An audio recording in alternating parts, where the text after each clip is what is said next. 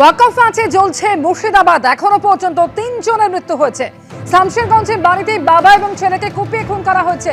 ৭২ বছরের হরগোবিন্দ দাস এবং তার ছেলে চন্দন দাসকে কুপিয়ে খুন করা হয়েছে। বাবা ছেলেকে বাড়িতে নৃশংসভাবে কুপিয়ে হত্যা করা হয়। আর অন্যদিকে সুতিতে ইজাজ আহমেদ শেখ নামে ১৭ বছরের কিশোরের গুলিবিদ্ধ হয়ে মৃত্যু হয়েছে।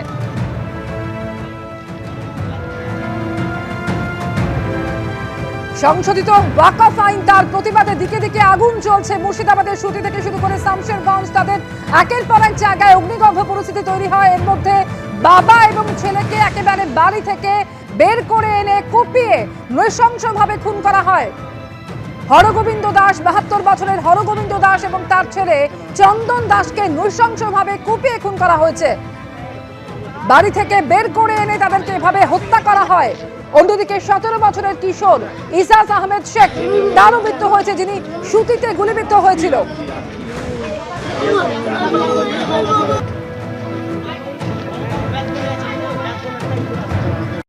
ওয়াকফে অশান্ত হয়ে উঠেছে মুর্শিদাবাদ, আর এরই মধ্যে ফের চলল গুলি। শামশেরগঞ্জের ধুলিয়ানে গুলিবিদ্ধ হলো এক যুবক। মুর্শিদাবাদ মেডিকেলে ভর্তি করা হয়েছে ওই যুবক শামশের নাদাবকে।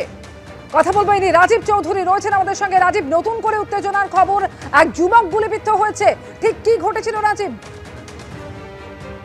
ফের শামশেরগঞ্জ থানার ধুলিয়ান হিজলতলাতে গতকাল বিকেলে গুলিবিদ্ধ হন শামশের নাদাব নামে ২৬ বছরের এক যুবক। তার পরিবারের পক্ষ থেকে যেটা দাবি করা হচ্ছে, এলাকায় অশান্তি চলছিল, ঠিক তখনই শামশের নাদাবকে খুঁজে পাওয়া যাচ্ছিল না। তার কিছুক্ষণ পর ঠিক সন্ধ্যের আগে রক্তাক্ত অবস্থায় বাড়ির কাছেই শামশের নাদাবকে তারা উদ্ধার করেন এবং তারপরে তাকে স্থানীয় একটি বেসরকারি হাসপাতালে নিয়ে যাওয়া হয়। সেখান থেকে রাতেই মুর্শিদাবাদ মেডিকেল কলেজ হাসপাতালে স্থানান্তরিত করা হয় এবং এই মুহূর্তে মুর্শিদাবাদ মেডিকেল কলেজ হাসপাতালের যে আইসিইউ রয়েছে সেখানে আশঙ্কাজনক অবস্থায় শামশের নাদাবকে ভর্তি রয়েছেন। পরিবার সূত্রে যেটা দাবি করা হচ্ছে যে তার কোমরের উপরে গুলি লেগেছে এবং সেই সময় যে এলাকায় অশান্তি চলছিল, অশান্তির সময় সেখানে বিএসএফ এর জওয়ানরা হাজির ছিলেন, স্থানীয় পুলিশ হাজির ছিলেন। কিভাবে গুলি লাগলো সেটাও কিন্তু পরিবারের পক্ষ থেকে স্পষ্ট করে বলা যাচ্ছে না।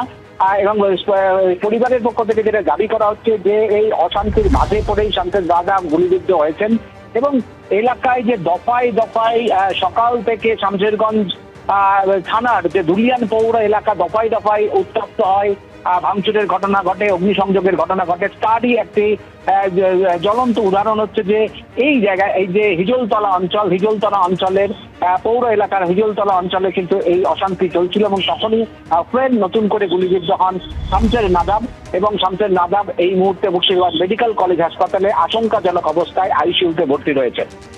ধন্যবাদ রাজীব তোমাকে।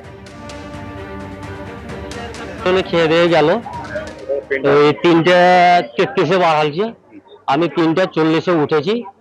উঠার পরে ওই মাঠ পাড়ার দিকে কি চলছিল, আমাদের স্বাস্থ্য ভাইদের বাড়ি আছে এদিকে, চাচাদের বাড়ি এদিকে, ওদের ছাদের ওপরে ছিল। ওদের ছাদের ওপরে হলে ওই সিআরএফ বলছে না বিএসএফ বলছে, ওনারাই গুলি করে দেয়। কি একটু দূরে পালাতে যায়, গুলি করে দেয় ছাদের ওপরে। কেন কেন কেন গুলি চালালো? গুলি ওই যে মাঠে সব ঝড়ঝমালা চলছে, ওনারাই বম দিয়ে ফুটাচ্ছে, করছে, ওনারাই যে এই গুলি চালাচ্ছে, ফায়ার করে দিচ্ছে, বাড়ি ঢুকে আগুন জ্বলিয়ে দিচ্ছে, পেটির পেটি বিড়িয়ে এনে পুড়িয়ে দিচ্ছে, গেটকে এমন করে লাথি মারছে, ভাঙছে আর ঢুকছে। কখন হয়েছে? এটা কালকে 4:30-5টা দিকে। কালকে মোটামুটি আমি 4:45-এ ওকে কথা বললাম, কোথায় আছিস? ওই যে আমি কাকার বাড়ির দিকে আছি, তুই বাড়ি চলে আয়। দুবার আমার সাথে কল হয়েছে, দুবার কল করেছে, আসছি করে আসিনি। দুবার কল হওয়ার শেষ পরে আবার আমি 8বার 9বার করে কল করছি, আর কল উঠাচ্ছে না। আপনার টালে গুলি খেয়ে পড়ে আছে। অর্থাৎ একের পর এক গুলিবিদ্ধ হওয়ার ঘটনা ঘটছে। এরই মধ্যে মুর্শিদাবাদের শামশেরগঞ্জে বাড়িতে রাখা ইট পাথর সরালো পুলিশ বিএসএফ। শামশেরগঞ্জে বিভিন্ন বাড়িতে ইট পাথর রাখা রয়েছে।